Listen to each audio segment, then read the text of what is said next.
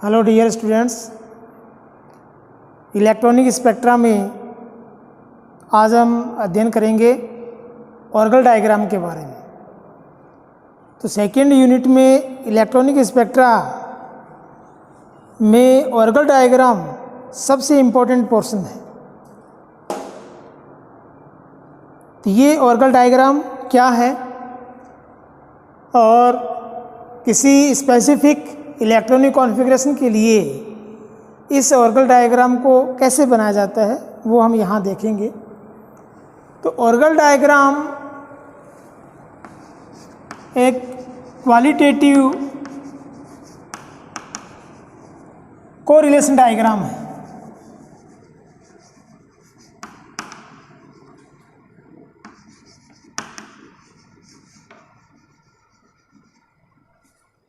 क्या है?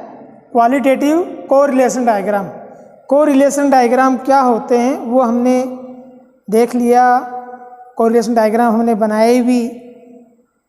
तो उसमें क्वालिटेटिव का मीन ये हुआ कि इस डायग्राम की सहायता से एनर्जी का क्वांटिटी कि जैसे इलेक्ट्रॉनिक ट्रांजिशन हुआ तो उसके लिए कितना एनर्जी का रिक्वायरमेंट है वो हम इस डायग्राम की सहायता से नहीं निकाल सकते। केवल हम ट्रांजिशन का नेचर बता सकते हैं कि इस प्रकार का ट्रांजिशन इसमें होगा या कितने ट्रांजिशन इसमें हो सकते हैं।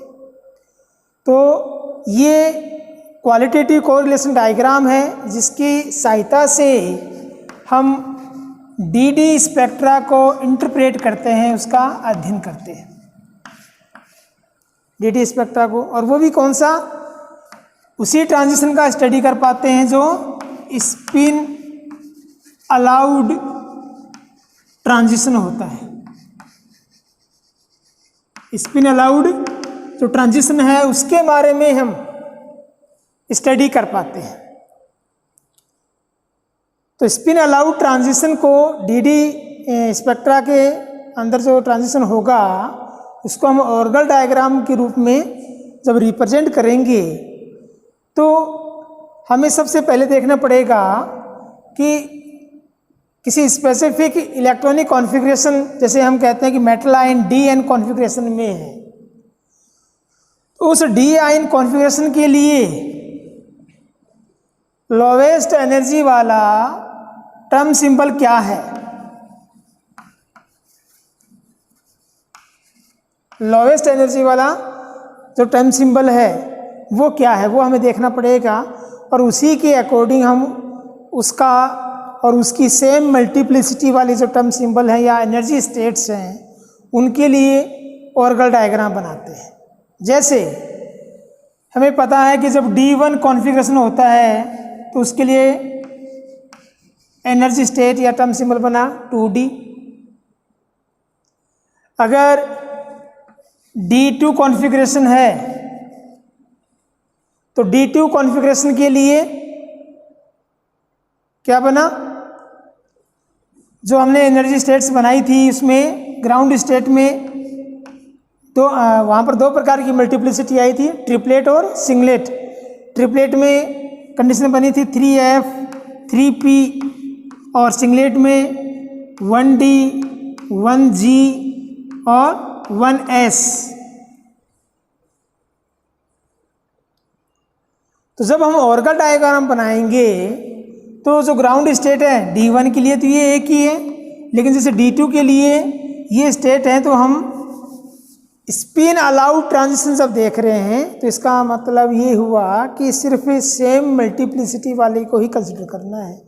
तो यहाँ पर ये सेम मल्टीप्लिसिटी वाली है और इनमें से ग्राउंड स्टेट में कौन सी है, लोएस्ट एनर्जी वाली कौन सी है, ये। तो इसके अकॉर्डिंग वो हम जो ऑर्गल डायग्राम है वो बनाएंगे। ये जो टर्म सिंबल हम बनाते हैं तो ये अनपेड इलेक्ट्रॉन के अकॉर्डिंग बनती है। तो हम क्या कह सकते हैं कि अनपेड इलेक्ट्रॉन के अकॉर्डिंग Dn और D10-n के लिए जो कॉन्फ़िगरेशन है या एनर्जी स्टेट्स हैं वो सेम बनती है। Dn, n का वैल्यू 1 और यहाँ जब 1 रखेंगे तो D9, तो D1 और D9 दोनों के लिए ही जो टर्म सिंबल है वो सेम आएंगी, क्या आएंगी 2D। तो उनके लिए हम डायग्राम एक साथ रिप्रेजेंट कर सकते हैं। इनके लिए D1 और D9 का जो ऑर्गल डायग्राम है वो हम एक साथ रिप्रेजेंट करेंगे, सिर्फ उनका स्प्लिटिंग का जो पैटर्न है वो अपोजिट होगा। जब हम ऑर्गल डायग्राम बनाते हैं तो उसमें इस प्रकार से बीच में जो एनर्जी स्केल हम लेते हैं उस एनर्जी स्केल के मिड पॉइंट पर रिप्रेजेंट करते हैं ग्राउंड स्टेट का जो टर्म सिंबल है वो। जैसे इसके लिए लेंगे तो ये 3F और इसके लिए लेंगे तो 2D। तो यहाँ पर हमने ये लिखा, इसका मल्टीप्लिसिटी 2 है और इसका जो सिंबल है, टर्म सिंबल है वो D। यहाँ लिगेंड फील्ड, यहाँ से दोनों तरफ लिगेंड फील्ड इंक्रीज हो रहा है। और यहाँ ये ध्यान रखना है कि ऑर्गल डायग्राम हम वीक लिगेंड फील्ड के लिए शो करते हैं। Week ligand field spin allowed transition के लिए और वीक लिगेंड फील्ड के लिए। तो वीक लिगेंड फील्ड या हम कह सकते हैं हाई स्पिन जो कंडीशन है उस कंडीशन के लिए हम इस ऑर्गल डायग्राम को रिप्रेजेंट करते हैं। हम एक तरफ ऑक्टाहेड्रल के लिए और एक तरफ टेट्राहेड्रल के लिए, दोनों तरफ इस D का स्प्लिटिंग किस प्रकार से होगा उसको हम रिप्रेजेंट कर सकते हैं। तो ये हमने देख लिया कि जो D है, इस D का स्प्लिटिंग इसी के जो करस्पॉन्डिंग ऑर्बिटल है D ऑर्बिटल उसके अकॉर्डिंग होता है।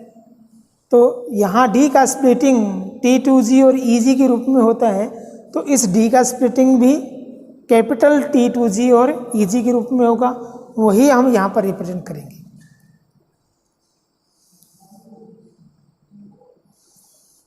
ये स्प्लिटिंग हुआ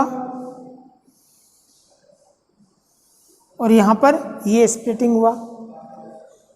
अगर ऑक्टाहेड्रल है तो T2G और EG लिखेंगे, और टेट्राहेड्रल ज्योमेट्री है तो सिर्फ T2 और E लिखेंगे।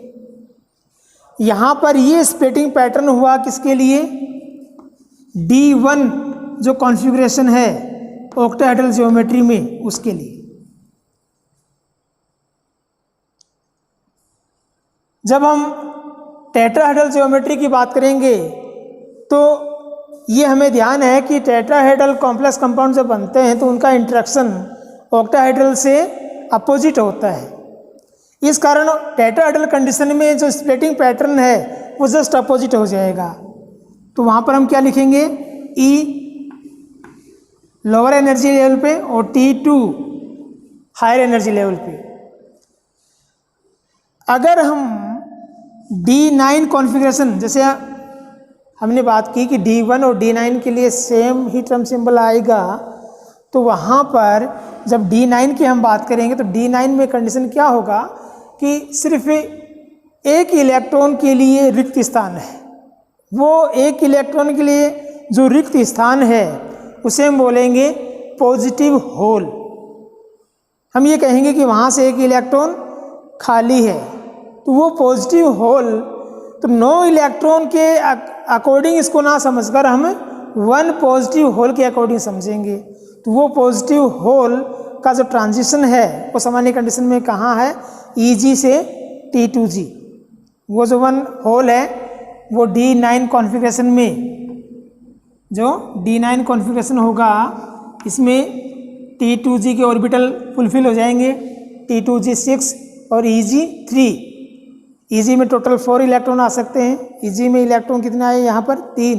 दैट मीन्स एक इलेक्ट्रॉन के लिए जगह खाली है, उसी को हम क्या बोल रहे हैं? Positive hole. तो वो जो पॉजिटिव होल है ऑक्टाहेड्रल ज्योमेट्री के अंदर वो EG से T2G में जाएगा। तो उसके अकॉर्डिंग अगर हम ऑक्टाहेड्रल कंडीशन को रिप्रेजेंट करेंगे तो हम क्या कहेंगे कि EG लोअर एनर्जी लेवल पे और T2G हायर एनर्जी लेवल पे। ये D9 के ऑक्टाहेड्रल ज्योमेट्री के लिए।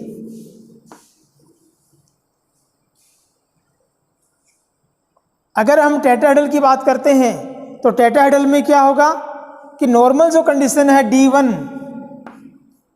टेट्राहेड्रल, तो वहाँ पर इसको हम क्या लिखेंगे E और इसको हम लिखेंगे T2।